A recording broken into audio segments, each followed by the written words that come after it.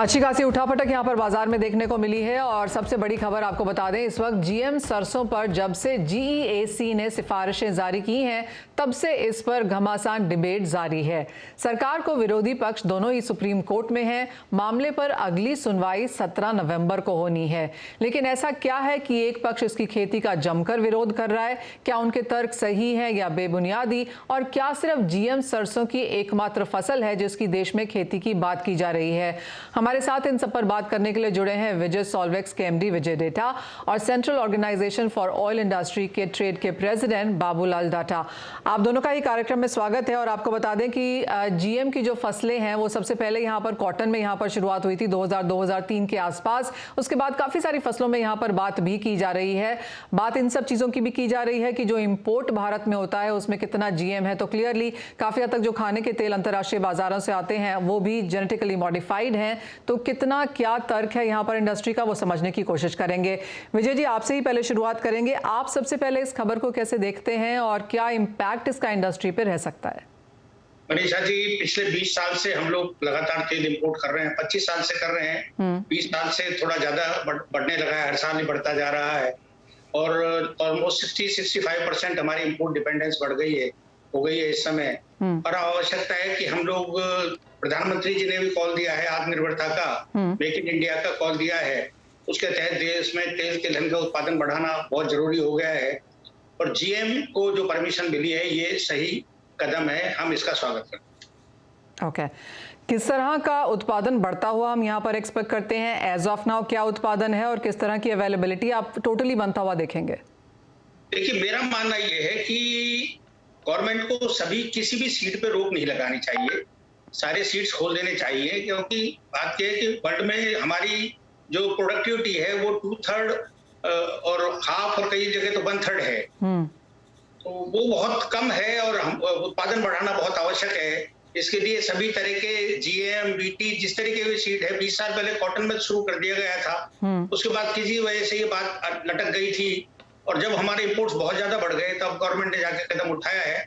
मेरा तो आइडिया ये है कि जीएम मस्टर्ड के अलावा और भी जो भी जीएम या बीटी जो भी सीड्स हैं, ऑयल सीड्स हैं, सबकी परमिशन देनी चाहिए ताकि हम 5-7 साल में देश को आत्मनिर्भर बना सकें। ओके, जिस तरह का हेसिटेशन है विजय ji as of now markets में, स्पेशली जब लोग ऑर्गेनिक की तरफ यहाँ पर जुड़ रहे हैं, आपको लगता है जो थोड़ा बहुत हेसिटेंसी है, जो थोड़ा बहुत विरोध है वो जीएम के अगेंस्ट में उसको करके है? देखिए, मेरा मानना ये है कि जीएम ऑयल जीएम फूड खाने पे इंडिया में कोई पाबंदी नहीं है। पहली बात मैं बता दूं सेफ्टी रेगुलेटर के हिसाब से। नहीं तो इंडिया में वो ही बात है कि हम विदेशों में तो इंपोर्ट कर रहे हैं जीएम को लगातार, और हम इंडिया में पैदा ना करें, फिर मेक इन इंडिया और आत्मनिर्भर का सपना कैसे पूरा होगा? मेरे ख्याल से विरोध करने का लॉजिक ही बिल्कुल गलत है और ये विरोध इन लोगों को विड्रॉ कर लेना चाहिए और गवर्नमेंट को अलाउ कर देना चाहिए। जीएम जितनी जल्दी देश में आएगा उतनी जल्दी ही हम लोग देश में उत्पादन बढ़ा पाएंगे। किसानों की आय भी डबल करने की जो बात है, दुगनी नहीं इससे ज्यादा और बढ़ेगी, क्योंकि जब प्रोडक्शन डबल होगा तो ऑब्वियसली उत्पादन और उसकी लागत बढ़ेगी, कीमत बढ़ेगी और सभी किसानों को फायदा भी होगा।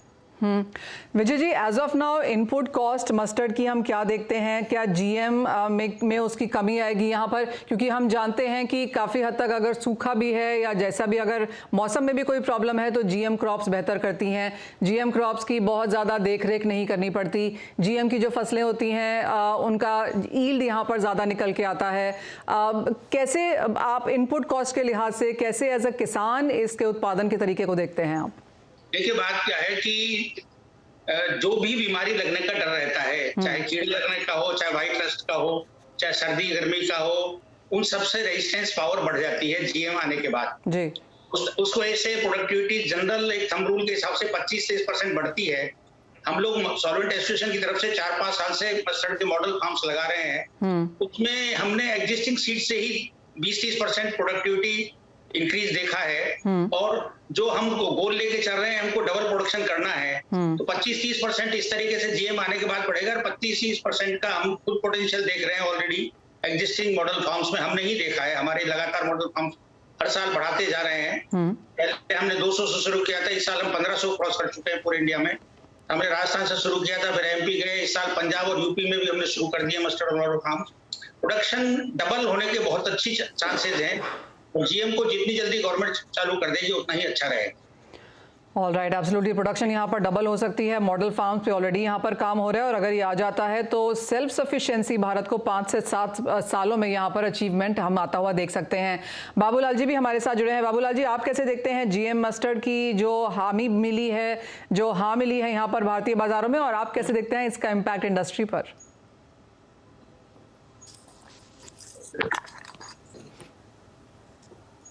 बाबूलाल जी, आपको मेरी आवाज आ रही है?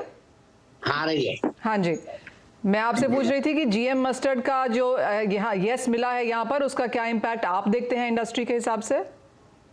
जीएम मस्टर्ड सीड जी, जीएम मस्टर्ड सीड के बारे में जो पैदावार तो निश्चित रूप से जो और लोग कह रहे हैं पैदावार बढ़ेगी, डबल हो जाएगी जी, लेकिन हिंदुस्तान के पर्यावरण के लिए कितनी अच्छी रहेगी? लोगों को पंजेंट ऑयल चाहिए, वो ये सीड पंजेंट वाला बनाएंगे या विदेशी कनोला वाला रैपसीड वाला वो बनाएंगे? स्वास्थ्य के लिए कितना लाभदायक रहेगा? क्योंकि आज से 12 साल पहले जब सुप्रीम कोर्ट में केस आया था तो ये बात कही गई थी ये ह्यूमन के लिए अच्छा नहीं है और पर्यावरण के लिए भी अच्छा नहीं है। अब इन्होंने ये कहा है कि ये ठीक रहेगा। इसके ऊपर अच्छे तरीके से रिसर्च होनी चाहिए, आम आदमियों की राय ली जानी चाहिए। जो पंजेंट ऑयल बनाते हैं वो सब लोग ये कह रहे हैं कि इसके ऊपर इसकी परमिशन नहीं मिलनी चाहिए, जीएम सीड देश में नहीं आना चाहिए, हमारा जो सीड है उसी की पैदावार बढ़ाई जानी चाहिए। आम लोग इसके खिलाफ हैं। एक क्या चीजें जो यहाँ पर बाबूलाल जी ने रेज करी हैं विजय जी, एनवायरनमेंट और पंजेंसी को लेके, क्वालिटी को लेकर यहाँ पर काफी कुछ बातचीत थी, उसको कैसे टैकल किया जा रहा है? एनवायरमेंट का मैं आपको बता दूं, 74 में कनाडा ने कनोला का जीएम और बीटी कनोला का प्रोडक्शन शुरू किया था। उसके बाद से अभी सुप्रीम कोर्ट में गवर्नमेंट ने एफिडेविट दिया है, वहां का एरिया भी 5-7 गुना बढ़ गया है पिछले 40 सालों में। और दूसरा, बी कीपिंग के बारे में भी, हनी के बारे में भी सुप्रीम कोर्ट में पिटिशनर्स ने कहा था कि सब मधुमक्खियों को बहुत नुकसान हो जाता है, उसकी भी यूनिट्स वहां पे डबल हो गई हैं पिछले 40 सालों में। एनवायरनमेंट के हिसाब से देखें तो यूरोप और अमेरिका में मोस्टली हम जितना भी तेल इंपोर्टेड खा रहे हैं, जीएम फूड पे इंडिया में कोई बैन नहीं है, विदेशों में पैदा हो रहा है, वहां से आ रहा है, हम लोग खा रहे हैं। तो इसलिए ये एनवायरनमेंट के हिसाब से गलत रहेगा। अभी गवर्नमेंट ने एफिडेविट खुद दिया है कि 3 साल तक हम आईसीएआर के अंडर में सुपरविजन में हम इसकी पैदावार शुरू करेंगे और आईसीएआर और जीईएसी खुद इसको मॉनिटर करेगी। अगर कोई नेगेटिव इफेक्ट होंगे तो हम इसको रिलीज नहीं करेंगे। अभी तो इन्होंने सिर्फ ट्रायल के लिए परमिशन दिया है जीईएसी ने, न कि कॉमर्शियल कल्टीवेशन के लिए। राइट, इसलिए हमको इस स्टेज पे अपोज नहीं करना चाहिए।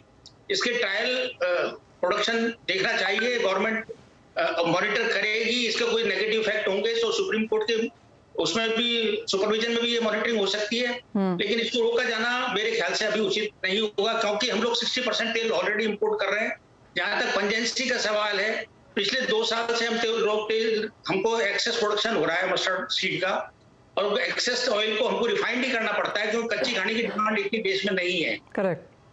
तो जब रिफाइंड ही करना है तो फिर हम पंजेंट सीड को पैदा करने से कोई फायदा नहीं है। उसके लिए अगर कनोला या रेपसीड भी पैदा होता है और प्रोडक्शन बढ़ता है, क्योंकि हम ऑब्वियसली तेल इंपोर्ट कर रहे हैं, वो रिफाइंड ही तो कर रहे हैं सारा। तो अगर दोनों तरीके के तेल आ भी जाते हैं तो क्या इनमें कोई फर्क पता चलेगा बाबूलाल जी, या आपको लगता है कोई प्राइस डिफरेंशिएशन होगा? इस मामले में क्या सकता है आपको?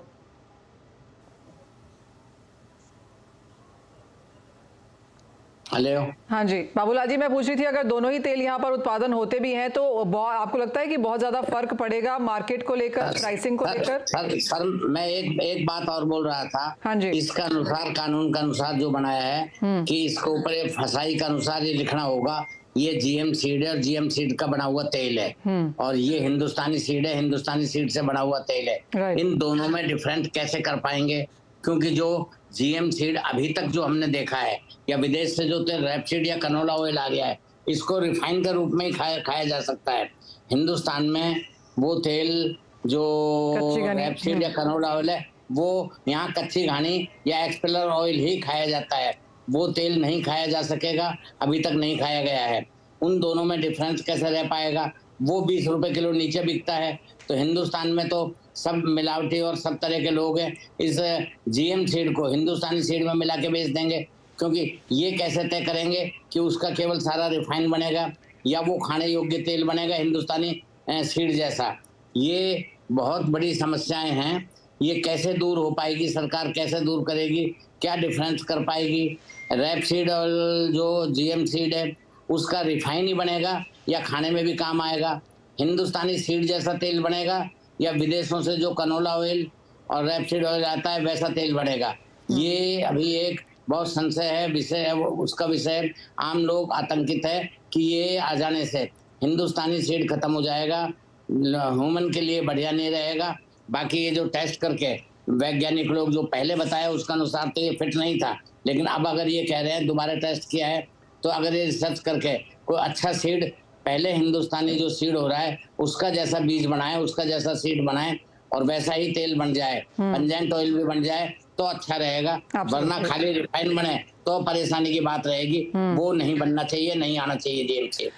ऑलराइट, काफ़ी सारे बड़े पॉजिटिव्स हैं ऑफ कोर्स अगर जीएम सीड यहाँ पर अलाउ किया जाता है। और जैसे विजय जी ने कहा भी कि अभी तो आईसीएआर के अंडर 3 साल की ऑब्जर्वेशन में ये है, कमर्शियल कल्टीवेशन के लिए नहीं है। काफ़ी सारे मॉडल फील्ड्स यहाँ पर बन चुके हैं, काफ़ी सारे सवाल हैं, बहुत सारी क्लैरिटी है जो बाजार को अभी भी चाहिए और माना यही जा रहा है कि आने वाले समय में ये क्लियर भी होती हुई नजर आएगी। पॉजिटिव ज़्यादा है और कुछ सवाल हैं, ये अगर क्लैरिटीज बाजार में आ जाए तो ऑफकोर्स बाजार के लिए बेहतर है।